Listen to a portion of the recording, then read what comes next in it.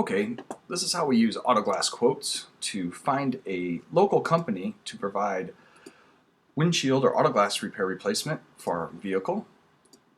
And I'll select my year, make, model. In this case, it's a 2002 Ford F-150 Super Cab. And I have a quarter glass on the passenger's side. It is movable with privacy tint. That's missing. And then I enter my zip code and hit compare prices. Local companies will display. I can choose my company by reviewing their feedback from customers, and all the feedback is provided via a Facebook login, so I know that these are real reviews from real people, along with the date and time that they left the review.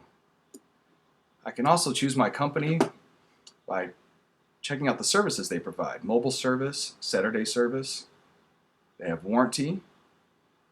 Looks like payments are accepted through insurance. They do take credit cards.